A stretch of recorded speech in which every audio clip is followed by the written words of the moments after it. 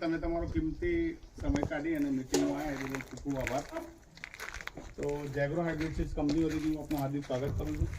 આપણે જે ફિલ્ડ ત્યાં આગળ જોયા અને જે ફિલ્ડ જોયું એ ફાર્મર મહેન્દ્રભાઈ ચૌધરી તેમને દિવેલા મહાદેવાનું વાવેતર 2 એકરમાં કરેલું છે. આપણે તુરાબ એગ્રો થ્રુ વાવેતર કરેલું છે. તો દરેક ખેડૂત મિત્રોએ વાવ્યા છે આપણા ગામમાં, પણ કોઈના જમીન જોતા કોઈના સારા હશે ને કોઈના ખરાબ હશે એ રીતનું લોકો વાત કરતા હોય છે.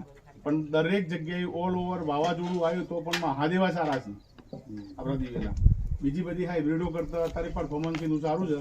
સુકારા સામે રક્ષણ પણ આપે છે આપણને. તો અત્યારે પડી ગયા છે વાવાઝોડામાં તો પણ આપણા મહાદેવાને કશું થયું નહીં અને એકંદરે ઉત્પાદન સારું મળે એવા દરેક ખેડૂત મિત્રોને છે. તો દરેક ખેડૂત મિત્રોને એક જ કહેવું છે, આપણું ભલામણ છે કે આપણા જમીનની અંદર મહાદેવા અનુકૂળ છે. તો વાવો અને વવડાવો. દરેક ખેડૂત વાવો જ છે, પણ થોડા બીજા ખેડૂતો જે બીજી બધી હાઇબ્રિડો વાવો છે તો મહાદેવા તરફ આવો અને સારું એવું વાવેતર કરે. એ બીજું તો કશું કહેવાનું છે ના. તમારે કોઈને કશું કહેવું હોય તો અહીં કહીએ કે મહાદેવાનું પરફોર્મન્સ સારું કોઈ ખેડૂત ન હોય અને રજૂઆત કરવી હોય તો એ ખેડૂત કહીએ કે છે.